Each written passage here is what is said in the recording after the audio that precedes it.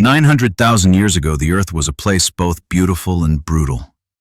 Vast plains stretched beneath crimson skies, rivers shimmered under the weight of fading suns, and towering mountains cut into the horizon like knives.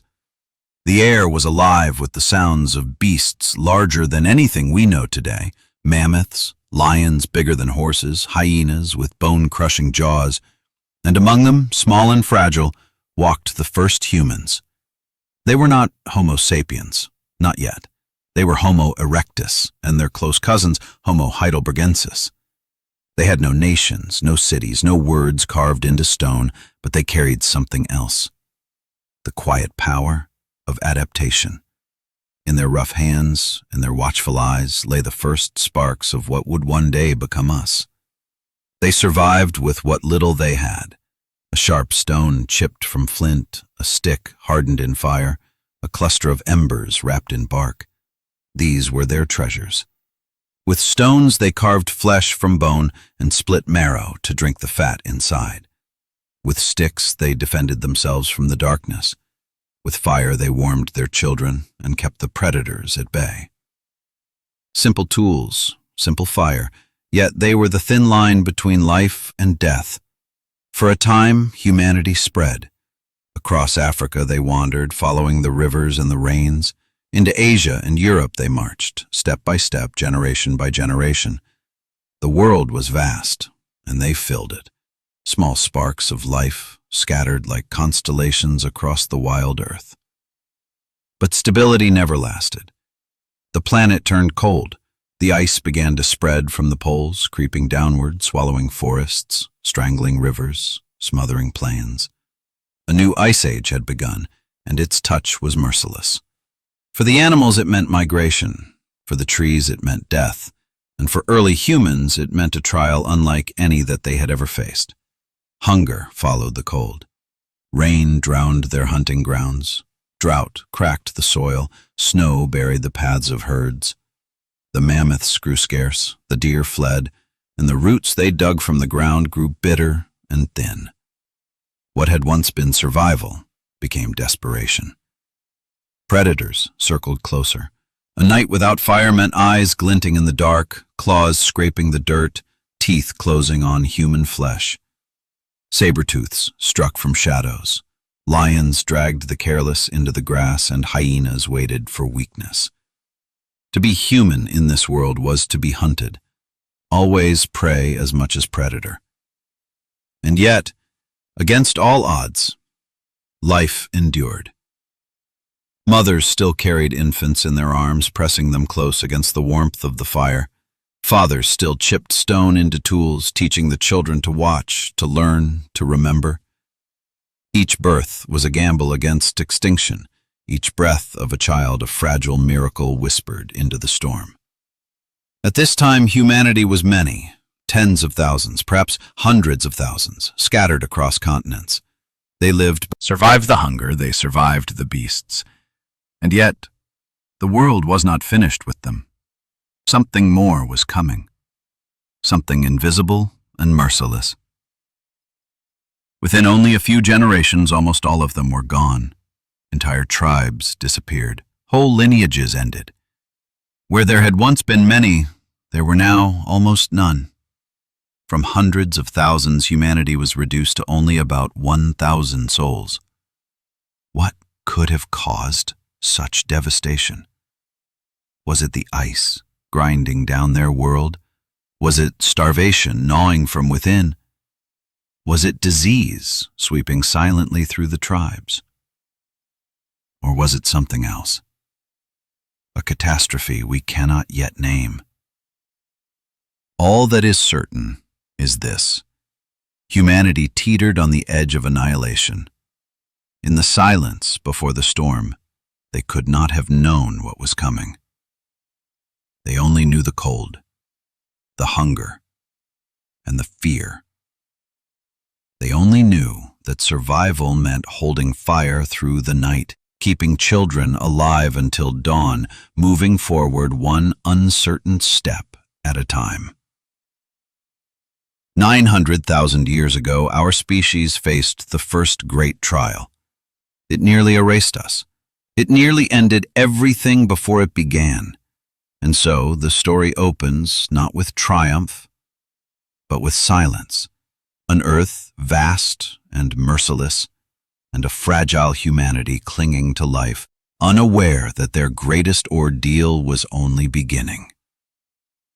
The earth was shifting, and the change was merciless. What had once been green plains turned to endless sheets of ice. Forests withered under the weight of frost. Rivers froze solid, locking away the life that once sustained entire tribes. The cycle of seasons grew harsher, winters stretching longer, summers shorter, until warmth itself became a memory. Humanity, scattered and fragile, stood on the edge of an abyss. The cold stole food first. The great herds that once roamed the grasslands began to vanish. Mammoths retreated farther into the distance. Deer and antelope migrated to lands unreachable, and predators, starving and desperate, pressed closer to human camps. With fewer animals to hunt, hunger gnawed its way through every firelit circle. Children cried through the nights, mothers rocked them with empty hands, and men returned from hunts carrying nothing but exhaustion. Water, too, betrayed them. In some regions, drought split the earth, turning rivers into dry scars across the land. In others, rain fell without end, flooding valleys, sweeping away shelters, drowning entire groups as they tried to cross swollen streams. To live in these days was to fight a world that seemed determined to erase every trace of human life. But humans were stubborn. They did not surrender easily. They learned to dig deeper for roots, to crack bones for marrow, to scavenge for days, even weeks, through storms and migrations. Fire became more than warmth. It became identity, a sacred inheritance passed hand to hand, tribe to tribe. Yet fire could not drive away all dangers. The predators were relentless. At night, the roar of lions echoed across the plains. Hyenas circled camps with glowing eyes, waiting for weakness. In the forests, giant bears crushed intruders with a single blow. Humans were not kings of their world. They were survivors, balancing on a knife's edge. The greatest enemy, however, was not fang or claw. It was hunger. Hunger weakened the strong, slowed the hunters, silenced the children. Hunger drove tribes to abandon their old paths, to march into unknown lands, desperate for something to eat. It drove them into conflict with one another, competing over scarce waterholes, fighting for the right to scavenge a carcass before hyenas stripped it clean. Hunger whispered despair into every fire circle, breaking spirits even before bodies fell. And still, they endured, because endurance was their only weapon. Each day they woke and chose to move, even when their legs trembled. Each night they chose to guard the fire, even when their eyes longed for sleep. Each mother chose to lift her crying child, even when her arms ached from weakness. Humanity was fragile, but it was also relentless. For generations the struggle continued. Ice advanced, then retreated, then advanced again. Rain came, then vanished, then returned in torrents. The planet shifted in ways beyond human understanding, but humanity adapted, bending without breaking. They grew leaner, tougher, wiser in the ways of survival. They learned to track migrations with greater patience, to use stone not only for cutting but for building better tools. Slowly, painfully, they carved out a rhythm against the chaos of nature. Yet beneath that rhythm, something unseen was stirring. It was not just the cold or the hunger that threatened them. It was something deeper, more mysterious. A shadow that would fall across every tribe. In time, it would strip humanity down to its barest edge until only a single thread remained. At this moment, though, they did not know. They only knew the storms above and the emptiness within. They only knew that the world was hardening around them and that they must harden as well. They only knew that survival meant walking forward, step by step, into an uncertain darkness.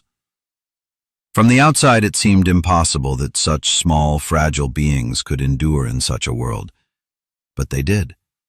Because even on the edge of annihilation, they carried something no storm could freeze, no hunger could devour, no beast could crush. They carried the will to live. And it was this will, silent but unyielding, that would carry them into the trials ahead. The earth tightened its grip. Cold no longer came as a passing season, but as an age without end.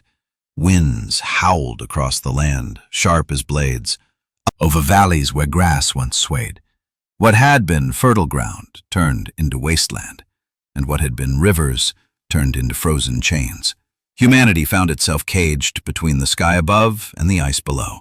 The tribes moved constantly, never resting for long. They followed herds only to find them gone, vanished into the horizon.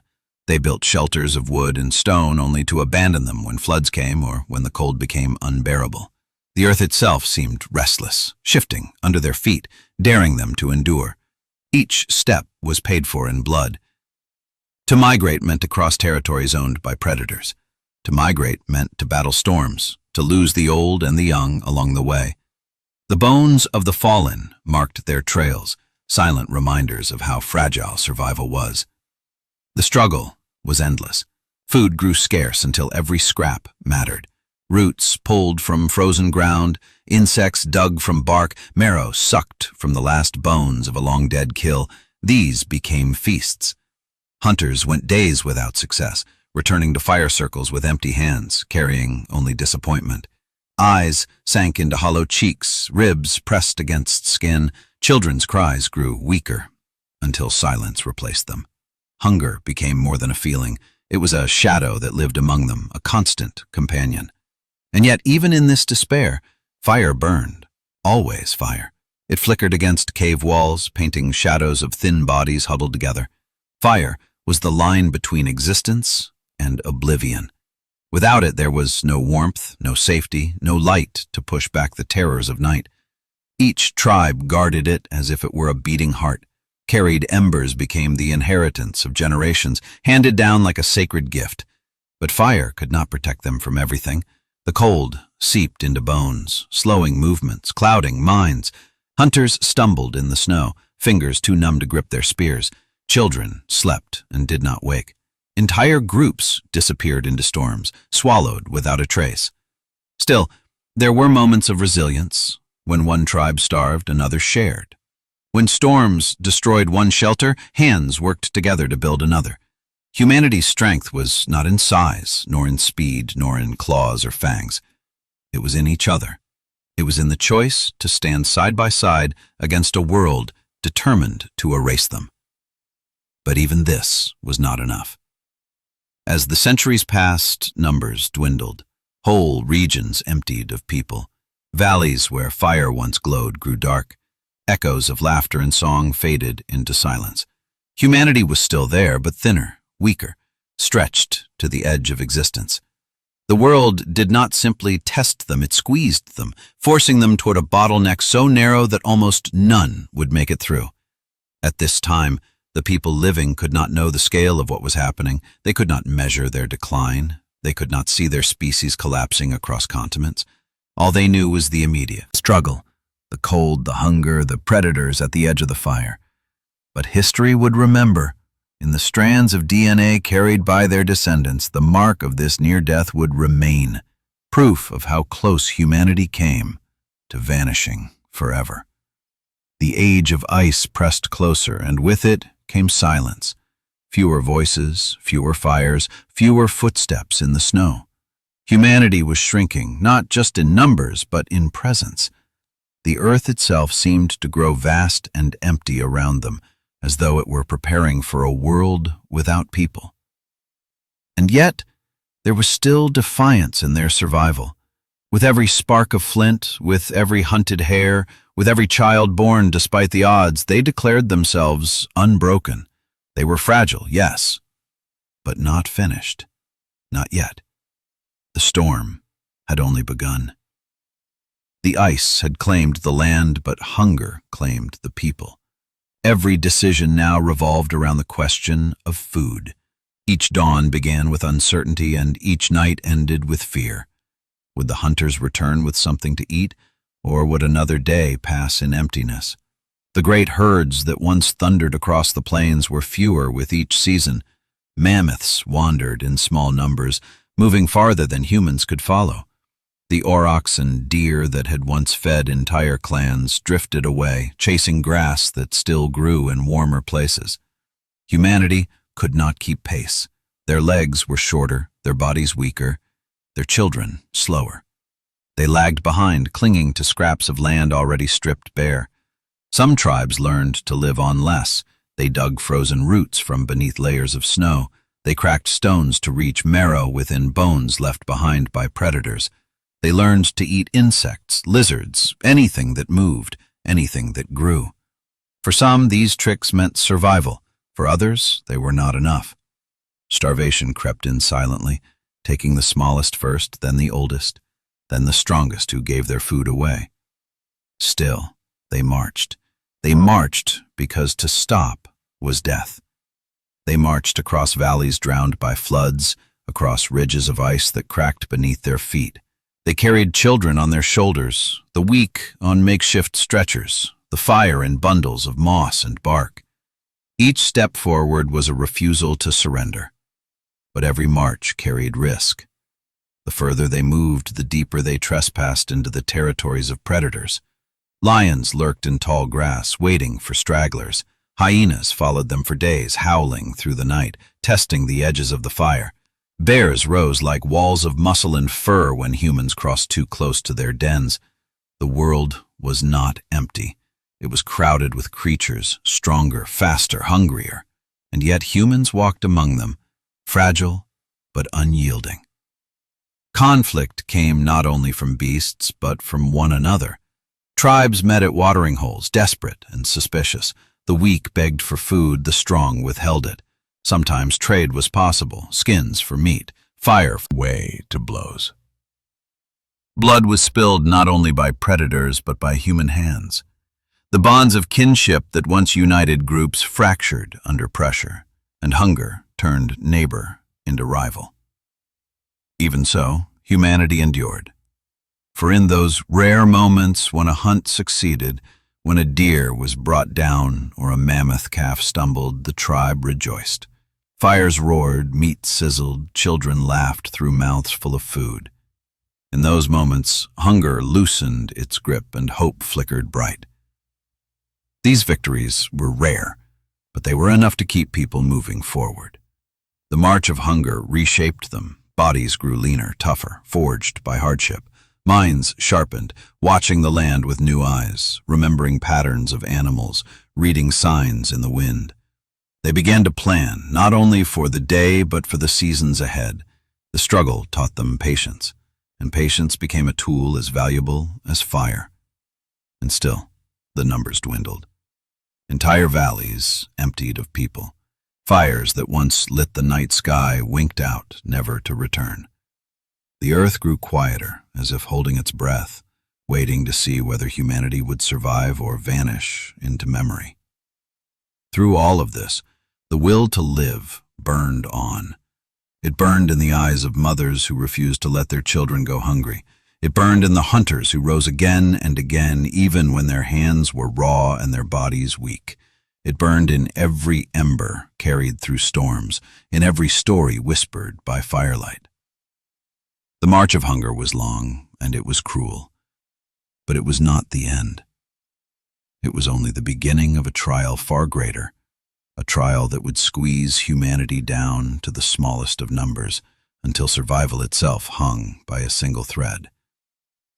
For countless generations, humans had walked the earth in fragile persistence. They had endured storms, hunger, and predators, clinging to fire and to one another. But the world was not finished pressing them. Something unseen, something silent and merciless, crept across their scattered tribes. It left no monuments, no bones marked with cause, but its shadow is etched into every cell of our bodies. It is known today as the genetic bottleneck. At some point around 900,000 years ago, humanity nearly ceased to exist. From tens of thousands, perhaps hundreds of thousands, Only about 1,000 remained. An entire species balanced on the edge of extinction. The people who lived through it could not name what was happening. They did not know that their kind was collapsing, that across continents, tribe after tribe was vanishing. They knew only their own hunger, their own storms, their own small circle of fire. Yet the truth was bigger than any one of them. Humanity itself was dying.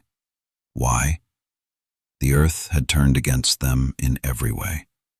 The cold deepened, the droughts grew longer, the rains more violent. Each generation lost more than it gained. Children died before they could walk, the old perished in silence, and the strong were worn down by endless struggle. But perhaps it was not only the earth. Perhaps something else moved among them, invisible and devastating. A sickness passed hand to hand, breath to breath, striking the weak and the strong alike. Or perhaps a volcano erupted, far away but vast enough to spread its ash across skies, dimming the sun, choking the land, poisoning rivers. Or perhaps it was simply the relentless weight of many trials at once, converging into a storm no tribe could withstand. Whatever the cause, the effect was undeniable. Humanity shrank. Fires went out, valleys emptied, paths once trodden by bare feet grew cold and silent. In place after place, the last hunter fell.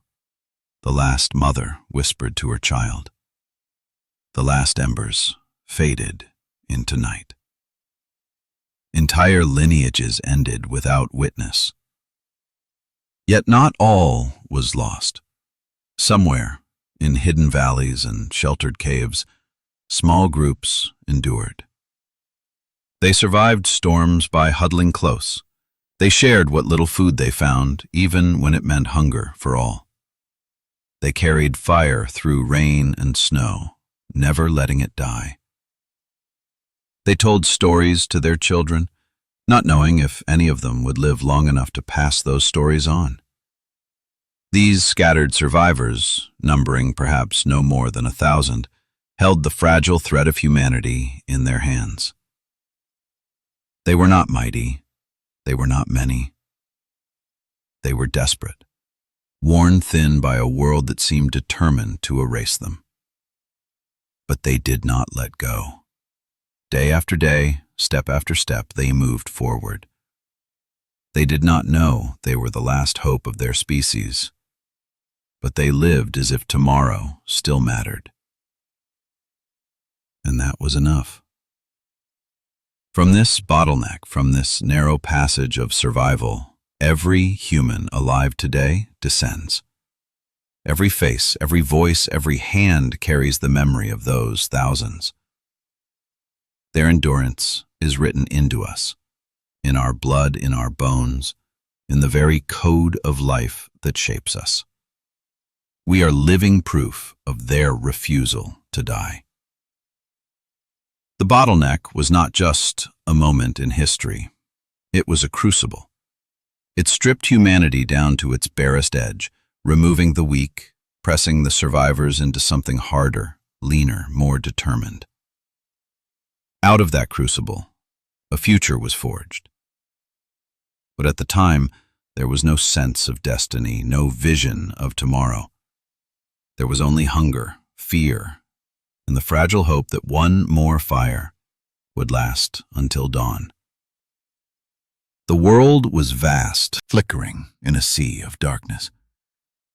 They were few. Perhaps only 1,000 remained, spread across continents in groups so small they could vanish without leaving a trace. Each tribe lived as if they were alone in the world, not knowing that somewhere, beyond mountains and rivers they would never cross, others were still alive. Their voices never met, their fires never joined. They survived separately, yet unknowingly together, carrying the same fragile burden of existence. Life in these last tribes was harsh beyond measure. Every day began with the same questions: where to find food, where to find shelter, how to keep fire alive. Children grew up in hunger, their bodies lean, their eyes watchful. Elders taught what they could: how to strike flint, how to follow tracks, how to listen for the sound of water under snow. Each lesson was not just knowledge, but inheritance, passed down as though tomorrow depended on it, because it did. Hunger was constant. There were no great hunts, no abundant feasts. A single rabbit, a cluster of roots, a patch of berries, these were treasures. When an animal was brought down, every part was used. Flesh was eaten, fat rendered into fuel, bones cracked for marrow, sinews twisted into string. Nothing was wasted, because nothing could be spared. And yet, even in scarcity, they shared. When one mother's child was hungry, another tore meat from her own portion.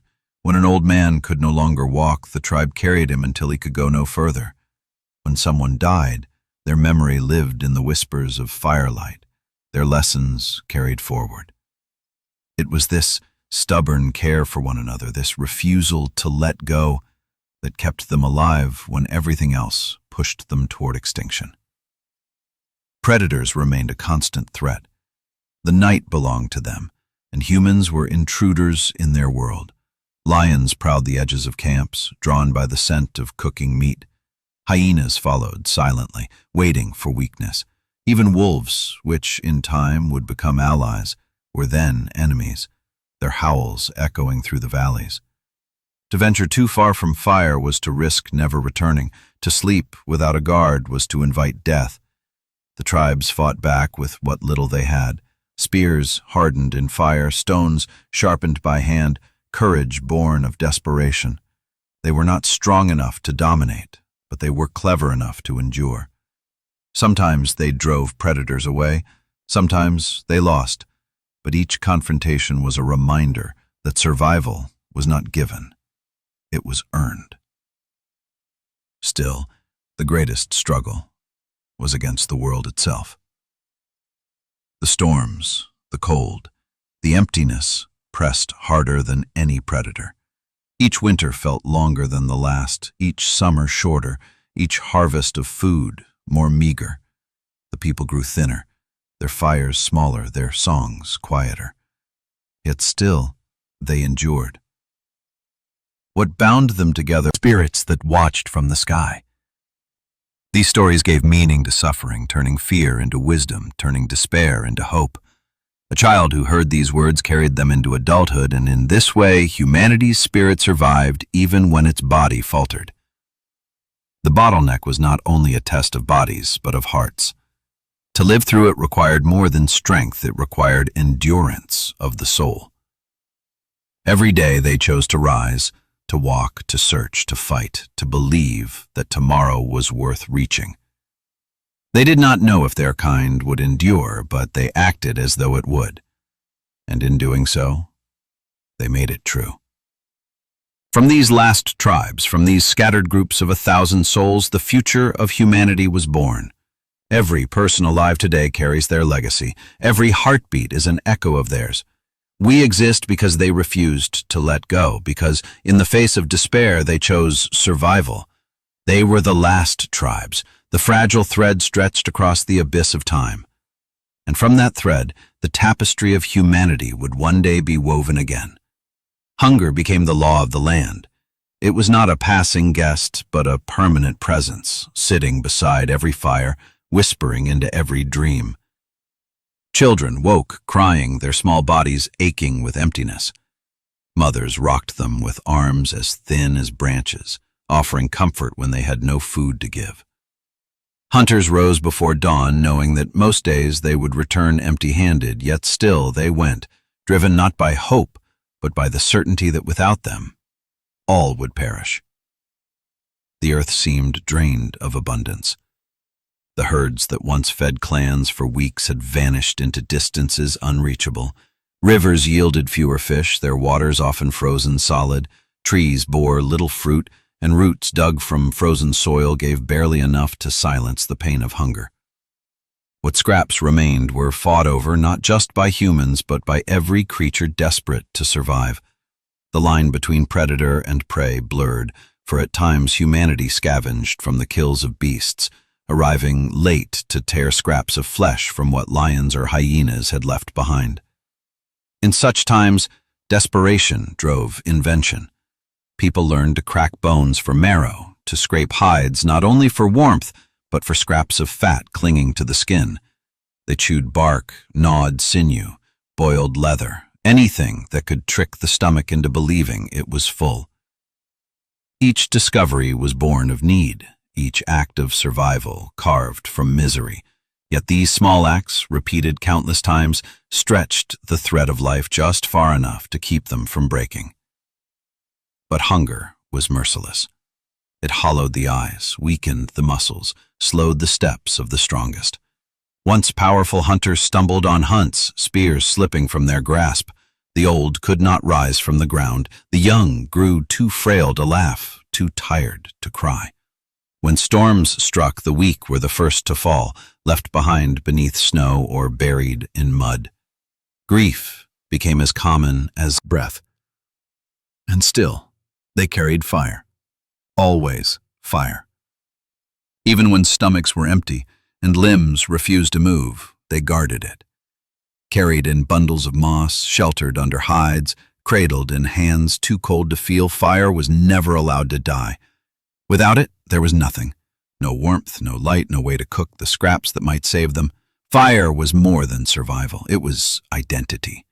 A tribe without fire was a tribe already dead. Hunger, however, twisted even fire into a weapon. When food grew too scarce, tribes fought not only for meat, but for flames. Some stole embers from others, sneaking through darkness to snatch sparks that had been carried across generations. Some killed for fire, believing it was worth more than flesh, and in truth it was. Food could vanish in a day, but fire was life itself, the shield against a world determined to end them. In this way, hunger reshaped humanity. It stripped away excess, leaving only what was necessary. It taught that nothing could be wasted, that every scrap had value, that every ember must be protected. It demanded unity when possible and violence when not. It was the harshest teacher, yet its lessons would endure longer than the famine itself. For those who lived through these times, hunger was not only suffering, it was memory, a scar carried in the mind, a reminder that survival was never guaranteed, that existence was something fought for tooth and nail. And though they could not know it, these memories would echo across millennia, shaping the instincts of their descendants, lingering in us even today. The hunger without end did not destroy them, but it changed them forever. It carved their bodies lean, sharpened their minds, hardened their spirits. It burned away weakness and left only those who could endure. And in that endurance, humanity found the strength to continue its march through the darkness. Fire had always been precious, but now it became everything. In the age of hunger, it was the one treasure that could not be abandoned. A glowing ember carried in moss was more valuable than the strongest hunter, more sacred than the sharpest spear. Without it, there was no warmth in the endless cold, no light in the crushing darkness, no hope of cooking the scraps of food that could mean the difference between life and death. Those who mastered fire lived. Those who lost it vanished. The difference was that simple. Fire gave strength to food, turning raw flesh into nourishment the body could hold. It drove predators away, for no beast dared cross the circle of light. It allowed nights to pass without terror, giving space for stories, for song, for memory. Around the fire, people remembered who they were, and in remembering they found the will to continue. But fire was fragile. A single storm could snuff it out. A single night of carelessness could reduce a tribe to helplessness. For this reason, fire was guarded like a heart. Hunters carried sparks wrapped carefully in bark, kept alive even as they marched through rain or snow. Each tribe's fire was not just flame, it was a thread connecting them to their ancestors, proof that life still endured. And yet, fire was also cause for conflict. In times of hunger, when desperation ruled, some tribes turned against one another not only for food, but for flame. A single ember stolen under cover of night could decide the fate of dozens. Battles were fought not with armies but with small groups, desperate clashes in the wilderness where the prize was not land or treasure, but survival itself. To lose fire was to accept death, and so people killed to keep it, killed to take it, killed to ensure their children would see another dawn. The mastery of fire did more than keep humanity alive. It began to shape humanity itself. With fire came new possibilities. Meat could be cooked, making it easier to digest, giving bodies more strength from less food. Light stretched the day, allowing work and teaching to continue long after the sun had vanished. Warmth allowed migration into colder lands, opening paths that would once have been impossible. Slowly, without knowing, people were changing not just their habits, but their destiny. Around fire, language began to grow. Not the words we speak today, not yet, but sounds, rhythms, patterns of meaning. Around the flames, stories formed, hunts remembered, dangers described, lessons passed down. Fire created time for memory, and memory became tradition. These traditions bound people together, gave them identity, taught them not only how to live, but why. The predators still circled, the storms still raged, the hunger still gnawed. But within the circle of fire, humanity found something no other creature possessed: a space to imagine, to share, to dream of tomorrow. And fire gave them courage. With fire-hardened spears, they challenged beasts greater than themselves. With torches, they drove predators from their camps. With flames, they claimed caves and forests once ruled by stronger creatures. Fire turned fragile prey into defiant survivors. Still, the price of fire was vigilance. A single mistake could undo generations of survival. When fire was lost, desperation followed. Entire groups perished because their flames went out, because storms swept through their shelters, because carelessness left them in darkness. Their bones littered the earth, silent warnings of what forgetting meant. Those who endured carried the lesson forward: protect the fire above all else. This truth was passed through generations, burned into the heart of humanity, a law as binding as hunger itself. In the age when humans were reduced to only 1,000, fire was more than a tool. It was a symbol. It was defiance against the ice, against the hunger, against the silence of extinction. It was proof that even when all else, valleys and storms, the story of survival continued. And because they did not let it die, neither did we. The world was never empty. Even as humans dwindled to a fragile few, the land swarmed with life. Life that was often larger, faster, and deadlier than the people who walked among it. To live was to walk in constant tension, never certain whether one was the hunter or the hunted. Every hunt carried risk. To bring down a deer meant stepping into the same grass where lions waited. To track a boar meant venturing near the dens of hyenas. To follow mammoths meant trailing behind beasts so vast they could crush a human without noticing. Humans sought food, but predators sought humans, and the balance between them was thin as a blade. The nights were the worst. When darkness fell, eyes glowed at the edge of firelight. The roar of lions rolled across valleys, a sound that froze blood in the veins. Hyenas cackled in the distance, circling camps for hours, waiting for the fire to die or for someone to stray too far from safety. Wolves prowled in packs, their howls stitching the night together with a chorus of hunger. Every shadow was danger, every sound a warning. Humans did not have claws, nor teeth, nor speed. What they had was courage born of desperation, and fire that gave them the strength to defy beasts far stronger. Spears tipped with fire drove predators back. Torches waved in unison created the illusion of greater numbers. Stones hurled from above wounded beasts that came too close. It was not domination, but resistance, enough to survive, enough to claim another night. Yet the balance was never secure. Sometimes the fire dimmed. Sometimes the hunters returned late, and predators struck. A single mistake could cost not one life, but many. Lions tearing into a camp could scatter families, leave children crying in the dark. Hyenas, bold enough to snatch prey from human hands, could turn the tables, reducing the hunters to scavengers. And when this happened, grief cut deeper than hunger.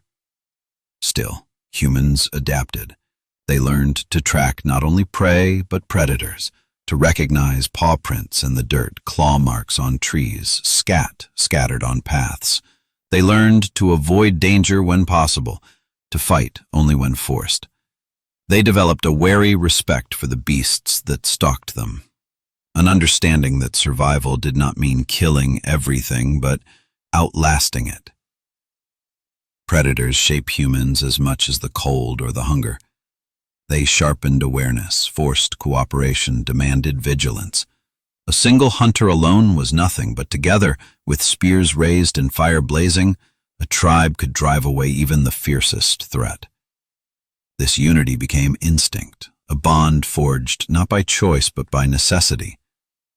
In time, the hunters became bolder. They turned the tools of survival into strategy. They were still prey, still fragile, but slowly, carefully, they claimed moments of victory.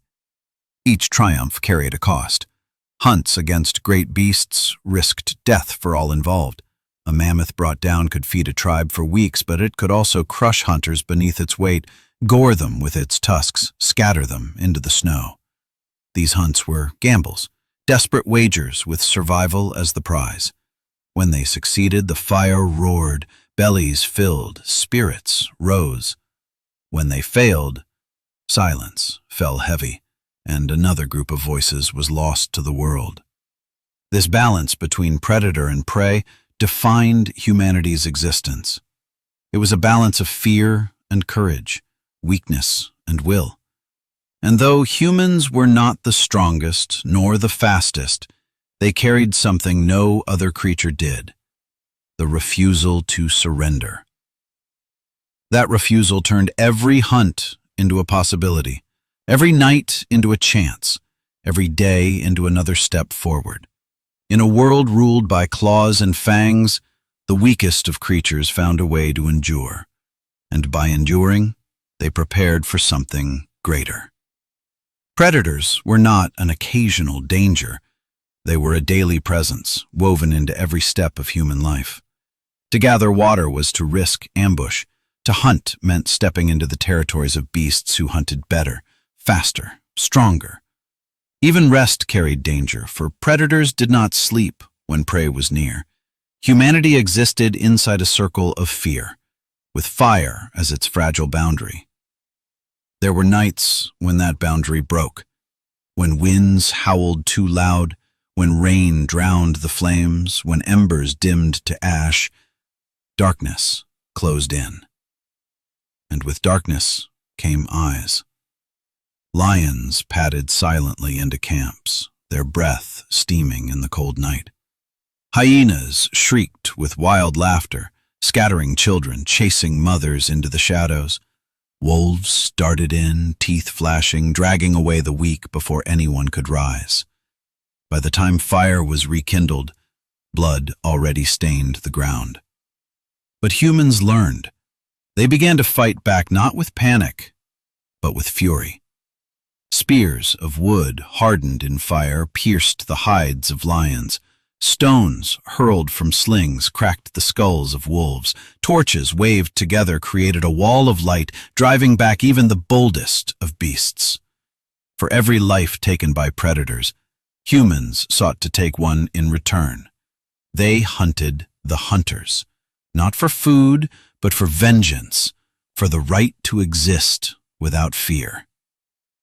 The battles were brutal. A lion's charge could scatter even the bravest. A saber-tooth's fangs could cut through bone, its weight crushing those caught beneath.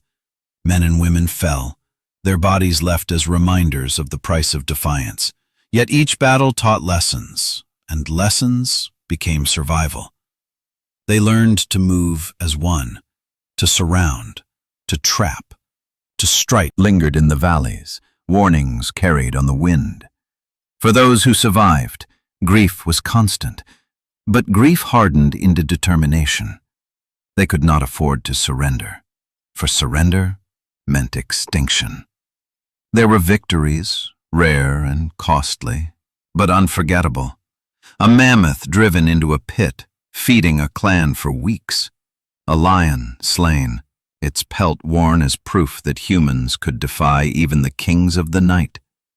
A pack of wolves scattered, leaving behind meat and skins that became tools of survival. Each victory was a reminder that they were not powerless, that even against the fiercest of beasts, humans could stand their ground. But victory did not erase fear. Every night, the predators returned. Every dawn, new tracks appeared around the edges of camp. Every hunt carried the weight of uncertainty. Would the hunters come back? Or would their bones be picked clean in the tall grass? Fear lived in the marrow, but so did resolve. Predators shaped humanity's story as much as hunger and cold. They forced unity, sharpened minds, tested courage. They ensured that no life was ever taken for granted. In every battle, humanity's spirit was tempered like stone against flint. Fragile, yes, but unyielding.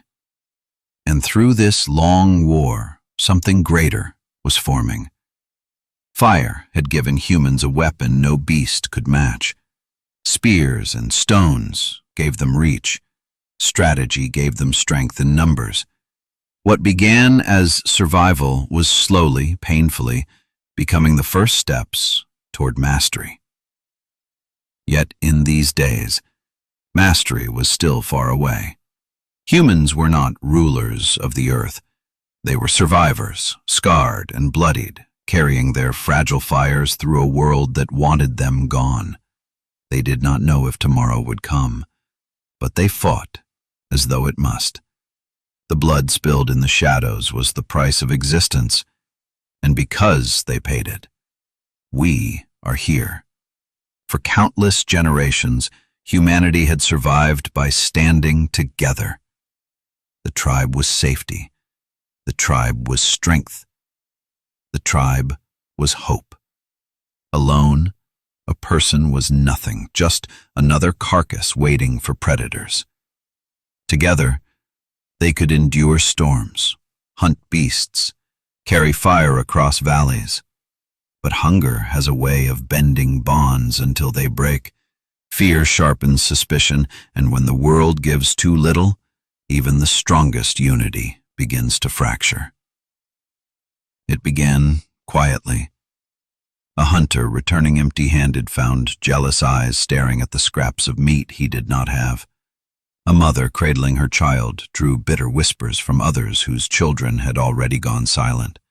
The old, once respected as keepers of memory, became burdens, slowing the march, consuming food that others believed wasted. Hunger whispered, "We carry the weak when the strong are starving." The questions were born of desperation, yet each one chipped away at the trust that held them together. Some tribes split. One group marched away in search of food, leaving behind those too weak to follow. Some abandoned the old, the sick, the wounded, whispering apologies as they walked into the night. Others turned violent. In moments of rage and despair, blood was spilled not by predators but by human hands. Spears raised once in defense of the tribe now turned inward, striking neighbors, kin, even friends. The collapse of trust was more dangerous than the cold, more dangerous than the beasts. Once a tribe fractured, it rarely healed. Those who walked away often perished alone, their fires dying in the wilderness. Those left behind weakened further, unable to defend themselves. Every fracture was a wound in the body of humanity, and the wounds were many. But not all broke. Some tribes clung to unity, refusing to let hunger divide them. They shared even when there was little to share. They carried the weak even when their own legs shook. They buried the dead with care, honoring them as reminders of what it meant to be human. These tribes suffered, but they endured. For in a world that demanded only strength, they discovered that compassion was a strength of its own. Yet compassion was rare, and the pressure of the world was relentless. The ice did not care for loyalty. The storms did not pause for kindness. Predators did not distinguish between the united and the divided. Many tribes were lost, not to hunger or beasts, but to themselves. The fire circles that once bound them became battlegrounds, their flames burning as witnesses to betrayal. The collapse of tribes was not the end of humanity, but it brought humanity closer to the edge. Each fracture reduced their numbers. Each conflict thinned the fragile thread of survival. And though no one could see the full scale, the pattern was clear. Alone, they would not last. Still, scattered across the wilderness, small groups endured. Some were bound by blood, some by necessity, some simply by the refusal to be alone. These last bands of survivors carried the story forward, scarred by what they had lost but unwilling to let go. Even in collapse, there remained resilience. Even in betrayal, there remained hope. The fire still burned. There was once a tribe that numbered more than 50 souls. They had survived winters of bitter cold, hunted mammoths together, carried fire across rivers, raised children in caves warmed by the breath of flames. For years, they had been strong. But strength is not forever, not in a world that gives nothing freely. The hunger came first. At first it was small, stomachs empty more often than full, hunters walking farther with fewer results. The fire still burned bright, and spirits still rose when meat was shared. But the young, and still it was never enough. Then came the storms, rains that would not stop, washing away shelters, drowning the fire, scattering them into the dark. When they rebuilt, the cold descended. Snow fell in sheets, burying paths, freezing rivers, hiding prey. The tribe huddled together, sharing heat, waiting for days that never seemed to end. In the silence of those nights, suspicion grew. Whispers that someone was keeping food hidden. Accusations that others were not hunting hard enough. The fire that once united them now lit faces twisted with mistrust. Each passing day, the bonds frayed, and with each fray, survival grew weaker. One night, it broke. A child cried for food, his mother pleading for a larger share. Another refused, clutching his own scraps. Voices rose, hands clutched spears, anger turned to violence. The circle of fire became a circle of blood. When it was done, the tribe was no longer 50. They were less than half, and the survivors stared into the flames, haunted by what they had done. But the breaking did not end there. The old were left behind on the next march, too slow to keep pace. The wounded were abandoned where they fell. Trust shattered completely, and those who had once laughed and sung together now walked in silence, each step heavy with fear of betrayal. Predators sensed weakness. Wolves shadowed them for days, striking when they strayed too far from one another. Lions tested the edges of their fire, bold now that their prey was divided. Death came not in storms, but in swift, bloody moments. By the end of the season, the great tribe of 50 was reduced to a handful. 10 at most, their faces gaunt, their eyes hollow. They carried fire still, but it flickered low, their steps slow, their hope all but gone. They had become ghosts of what they once were. Yet even then, not all was lost. Among the survivors were children, thin but alive, carried by hands that refused to drop them. Among them were hunters who still rose each day, spears in hand, refusing to yield. Among them were voices that still whispered stories around the fire, voices trembling but unbroken. The tribe had burned away, reduced to ashes by hunger, storm, fear, and betrayal. But from those ashes, a few embers remained. And from those embers, life continued. This was the pattern repeated again and again across the earth. Tribes, strong one season, gone the next. Whole lineages ended in silence, their fires extinguished. But somewhere, a few always endured. A handful here, a cluster there. Scattered and unaware of each other, they were threads in a vast unraveling tapestry. And yet, though the tapestry frayed nearly to nothing, it never tore completely. The deep into their blood would carry forward, shaping those who came after. From the ashes of the tribe, humanity walked on. For generations, the story of near extinction seemed simple. Hunger, cold, predators, betrayal. These were the enemies our ancestors could see, touch, fight. But there are shadows that cannot be hunted, storms that leave no trace, killers that strike without warning and vanish without a sound. Somewhere in those long centuries of struggle, such a shadow fell upon humanity. We do not know its name. We cannot find its bones. But in the record written in our DNA, the mark remains. Humanity shrank to 1,000, not only from hunger or frost, but from something more, a force that swept across the tribes like an invisible hand, silencing them one by one. Perhaps it was disease. Even in the ancient world, sickness walked alongside life, a cough that spread through a camp, a fever that took the strong as easily as the weak, an unseen plague moving from fire to fire. With no medicine, no knowledge, no cure, entire groups could vanish within weeks, leaving only ashes in their hearths. A sickness like this could reduce a vast population to scattered remnants, leaving only those few who by chance or strength were immune. Or perhaps it was the earth itself. Somewhere deep beneath the surface, mountains of fire stirred. A volcano, larger than any we have ever known, may have erupted, spewing ash into the skies, dimming the sun, turning days into twilight. Crops would not grow, herds would scatter, rivers would sour with poison. To live in such a world was to starve slowly under a sun that no longer warmed. If such an eruption struck, it would not matter how many tribes had survived the hunger before, most would vanish into the ash. Or perhaps it was climate alone. The ice advanced further than ever before, locking the world into a prison of cold. Entire ecosystems collapsed. Forests disappeared, plains turned barren, seas froze along their shores.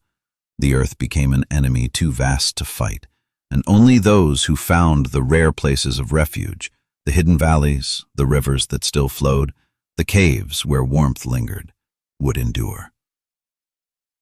The truth is lost to us, hidden by the silence of time. No bones carry the mark of this shadow. No tools record its coming. We see only the aftermath, a humanity reduced almost to nothing, a species balanced on the edge of extinction. What killed them is a mystery. That it nearly killed all of us is certain. Yet even in mystery there is meaning. For though the shadow struck, though it took nearly all, it did not take everyone. 1,000 survived. 1,000 voices continued to speak in the darkness. 1,000 fires continued to burn against the storm. And from them came us. The shadow, man, because they endured, we carry that truth in our blood. The unknown killer is gone now, its face forgotten, its hand invisible. But its echo remains. Every breath we take, every step we walk, is proof that something tried to erase us and failed. Time buries its secrets deep. The people who lived through the great dying left no words, no monuments, no carved stones to tell us what they saw. Their bones have long since crumbled, their fires extinguished. Yet the earth itself keeps records, silent but enduring, waiting for those who know how to read them. In the layers of ice, scientists find whispers of the past. Trapped within frozen crystals are traces of air, frozen snapshots of ancient skies. When the cores are drawn up from the deep, they tell a story. Sudden shifts in temperature, long winters without reprieve, moments when sunlight dimmed as though veiled by a shadow. Each layer is a page in the book of time, and together they reveal an age when the world itself seemed to turn against life. In the soil, another record lies hidden. Thin blankets of ash spread across continents, proof of volcanoes that once shook the earth. Among them, there are signs of eruptions so vast they could have clouded skies for years. The single mountain of fire could poison rivers, kill forests, drive animals from their paths. For humans already living on the edge, such a catastrophe would have been unbearable. But the clearest record is not in the earth or sky. It is in us. In every human alive today, the story of that age is written into our blood. Within the code of our DNA, researchers find the mark of a bottleneck. Our genetic diversity tells the tale. At one point, all of humanity was reduced to only about 1,000 survivors. Every face on earth is descended from them, every voice an echo of their endurance. We are living archives of their survival. From this evidence, science pieces together the shadow, a great famine, a plague, a volcano, a climate shift, perhaps all of these together. The exact cause remains hidden, but the effect is undeniable. We were nearly erased. Humanity came closer to vanishing than at any other moment in our history. And yet, while the records speak of loss, they also speak of resilience. For though the world narrowed, though our numbers dwindled almost to nothing, we did not vanish. 1,000 lived. 1,000 carried the fire through the storm, bore children, taught them, kept moving forward. From those 1,000 came everyone, every culture, every story, every dream. Science shows us not only the scale of what we lost, but the magnitude of what was preserved. That fragile thread, stretched across an age of death, was strong enough to hold. Against all odds, it did not break. And because it held, we are here to remember, even if we do not remember the details. The traces in ash and blood are not just data, they are reminders. They tell us that survival is never certain, that the earth itself can fall without warning. But they also tell us something greater, that humanity has endured worse than we can imagine and endured still. The unknown killer may never be named, but its lesson is eternal. We are the children of survivors. In the endless sweep of time, there came a moment when humanity was reduced to almost nothing. Across continents, once filled with scattered fires, silence spread. Valleys that had echoed with voices now stood empty. Forests that once felt the tread of human feet grew wild again. And yet, in hidden places, small groups endured. Altogether, they were no more than 1,000 souls. Imagine the weight of such a number. 1,000 is smaller than a village today, smaller than a gathering in a market square. It is a number so small that one disaster, one storm, one sickness could have ended everything. 1,000 people scattered across the earth, carrying the entire future of humanity in their fragile hands.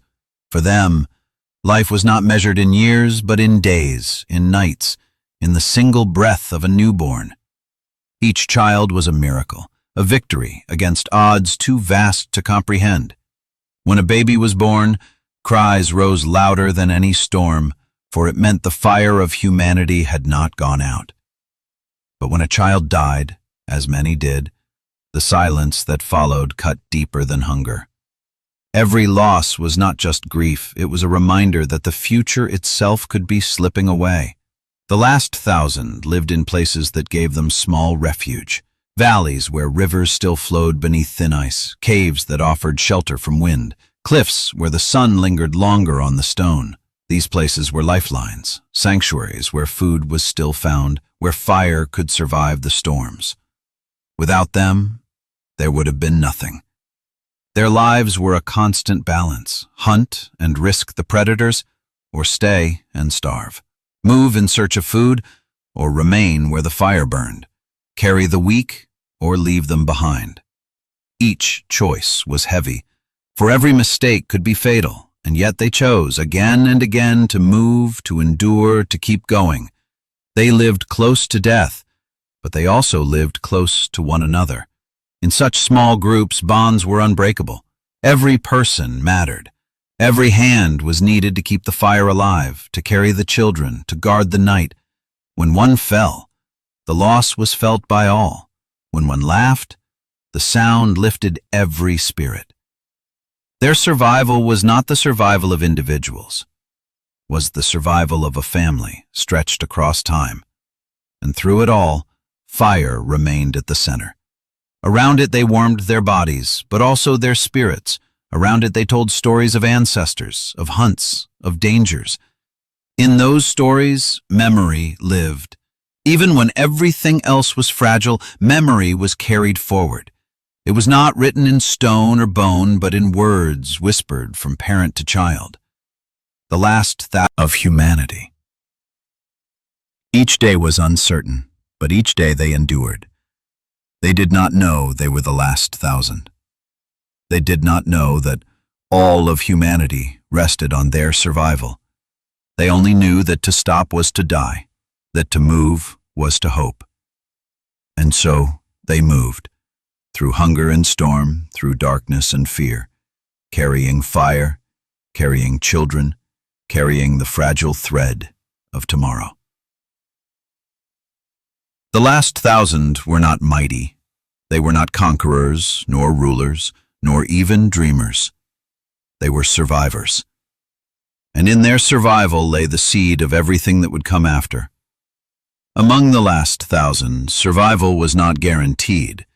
It was a gamble played every day, every night, with the highest of stakes.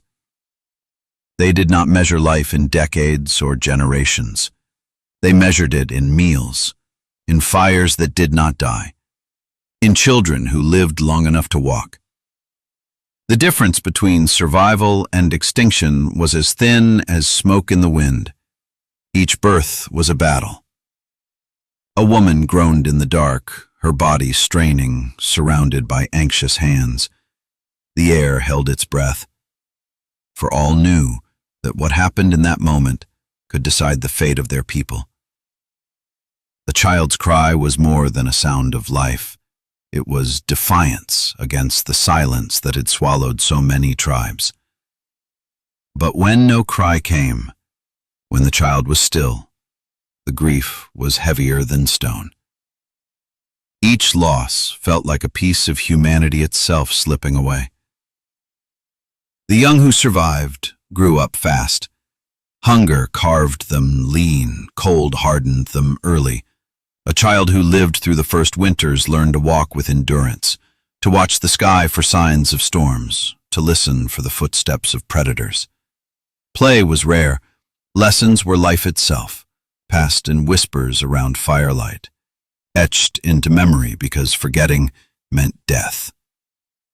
The adults carried more than hunger on their shoulders. They carried the weight of the future. Every hunter knew that if he fell, his absence could mean starvation for all. Every mother knew that her child's survival depended not only on her, but on the entire group.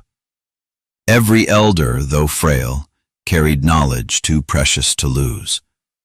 Knowledge of where rivers flowed, where roots could be found, how to read the signs of the earth. They walked together, each step a shared responsibility, each life bound to the others. The tribes were small, but their determination was immense. When storms swept across the valleys, they huddled close, shielding fire with their own bodies. When food was scarce, they shared what little they had, sometimes leaving themselves hungry so children might eat. When predators prowled the edges of camp, they did not scatter. They stood shoulder to shoulder, spears raised, torches burning. Predators, but to honor what was lost. These burials were not elaborate, yet they carried meaning. They were signs that even in the fight for survival, humanity still looked beyond survival, still recognized the value of memory, of respect. It was this balance between endurance and compassion that allowed them to continue. Other creatures were stronger, faster, more numerous, but no other creature shared food with the weak, carried the sick, buried the dead, remembered the fallen. Compassion gave humanity a strength that hunger and cold could not strip away. The fragile thread stretched thin, but it did not break. Children grew into hunters. Hunters became elders. Elders passed down wisdom to the next young.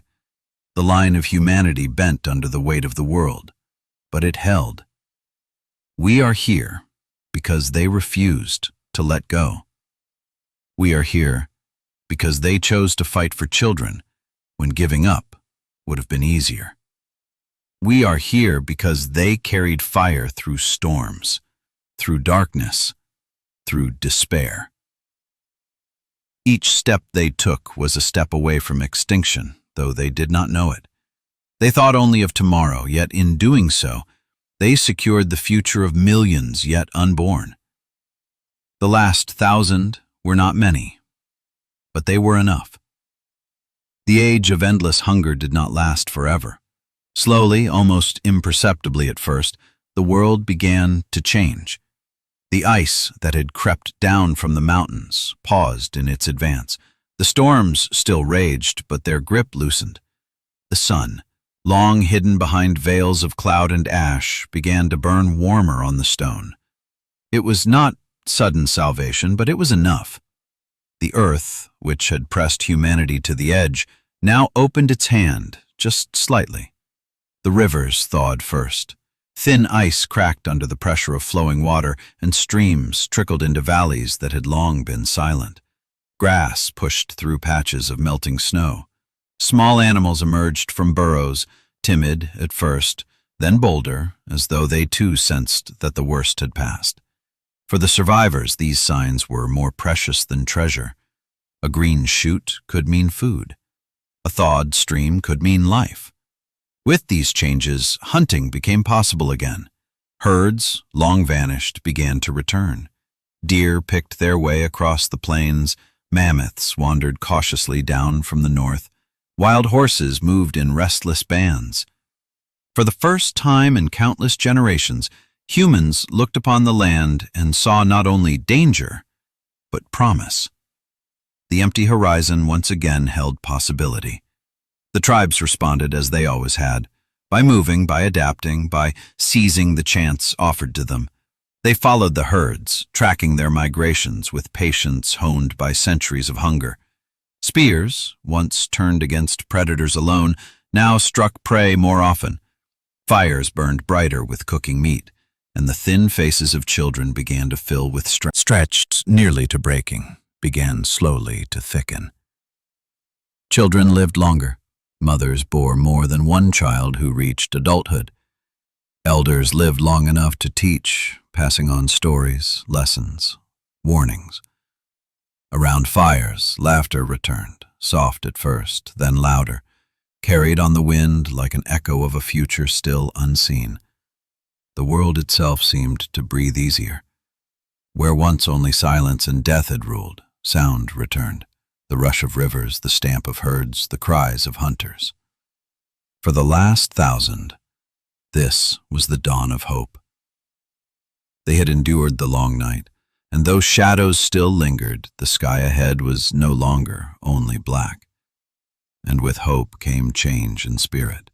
People no longer thought only of survival from day to day. They began to look further, to plan for seasons, to imagine paths not yet walked. They gathered stones not only to cut but to build. They chose cave not only for shelter but for permanence. They carved the first marks of memory into bone and wood, symbols that hinted at thought beyond necessity. Slowly, painfully, they were becoming something new. The first glimpse of dawn was fragile, just as they were. Storms could still strike, predators still hunted, hunger still followed every step. But beneath it all, the balance had shifted. Humanity was no longer only clinging. They were beginning, once again, to grow. The world had spared them, and they would not waste the chance. The years that followed were not easy, but they were different. For the first time in living memory, survival was not the only thought that consumed the people. The earth, which had seemed a merciless enemy, began to show signs of generosity again. Where rivers once froze, fish now swam. Where forests had withered, new growth sprouted. Valleys, once silent with hunger, now echoed with the movements of animals returning to graze. The balance of the world was shifting, and with it, the balance of humanity. The children of the last 1,000 were no longer born only to suffer. They grew stronger, their bodies fed by meat instead of only roots and scraps. They lived long enough to learn, long enough to pass on what they knew. With each child who reached adulthood, the thread of humanity grew a little thicker. The fear of extinction did not vanish, but it loosened its grip. Hunters learned new patience. They no longer chased prey recklessly, burning strength for little gain. Instead, they watched the herds, learned their patterns, anticipated their paths. They moved not as scattered groups, but as coordinated bands, surrounding, driving, trapping. Their tools grew sharper, their movements more precise. The lessons carved by centuries of hunger and danger were now shaping them into something far more formidable than the fragile beings they had once been. And as hunting grew more successful, time was freed for other things. Fires burned longer into the night, and around them words, cries and gestures, sounds with shared meaning, signals that bound the tribe together. Memory turned into story, story into tradition, tradition into the beginnings of culture. Humanity was no longer only surviving. They were beginning to remember, to imagine, to dream. The change was not just in spirit, but in movement. With food more abundant, tribes expanded their reach. They climbed higher into hills, followed rivers deeper into the land, wandered farther across plains that had once been empty. They carried their fires with them, their children on their shoulders, their knowledge and their voices. The earth that had seemed impossibly vast when they were only 1,000 now began to feel once again like a place they could inhabit. Predators still stalked them, storms still tested them, but the people no longer felt like ghosts clinging to the edge of time. They felt like survivors of something immense, bearers of a secret strength that no beast, no storm, no shadow could erase. Every hunt, every birth, every fire rekindled was a reminder. They had endured when almost all others had fallen. That endurance gave them confidence. That confidence became courage, and courage gave rise to something new, the turning of the tide. For the first time, humanity was not merely bending to the will of the world. They were beginning to shape it. They chose places to stay, not just to pass through. They built shelters with intention, returned to valleys where food could be relied upon, left marks to guide them back again. The earth still held power over them, but now they were learning to claim their own power within it. From the last 1,000, scattered and fragile, came a slow but undeniable resurgence. Their children grew into hunters and mothers. Their grandchildren grew into elders who remembered not only hardship but hope. In the span of centuries, the thin thread that had nearly snapped began to weave itself again into something stronger. The tide had turned. Humanity was no longer at the brink of extinction. They were stepping, haltingly but surely, onto the path of survival, not just for a day or a season, but for generations to come. Every human alive carries within them a story they did not live, a memory older than language, older than any written word. It is not spoken aloud, but it hums quietly in the blood. It is the memory of survival when survival seemed impossible, of enduring when the world itself seemed determined to erase us. It is the echo of the thousand. Science has revealed what those ancient people never could have known, that in their age, humanity was reduced to almost nothing, from hundreds of thousands down to a fragile handful. No more than 1,000 souls carried the entire weight of the future. Every one of us alive today is descended from them. Every smile, every voice, every dream is an echo of their refusal to die. That bottleneck carved its mark deep. It shaped the genetic diversity of our species, DNA, that researchers read today. We are closer to one another than we might expect, because at one point our family tree narrowed to a single, fragile branch. The billions alive now all trace back to that thin line of survivors scattered across a hostile earth. But the echo is not only in blood, it is in instinct. It is in the way hunger frightens us more than other pains, in the way we gather around fire even in a modern world of light and metal, in the way fear of the dark lingers in our minds, though predators no longer wait at the edge of camp. These instincts are fossils of memory, the body remembering what the mind has long forgotten. It is in our need for one another. Alone we feel exposed, uneasy, incomplete. In company we feel stronger, safer, whole. This is not only culture, it is survival, inherited from those days when the tribe was life itself, when unity meant the difference between existence and oblivion. It is in our stories. Every tale of monsters in the night, every myth of floods and fire, every warning passed from parent to child, echoes the lessons carved in that age. Our ancestors did not only live, they remembered. And in remembering, they made us what we are. The echoes also remind us of fragility.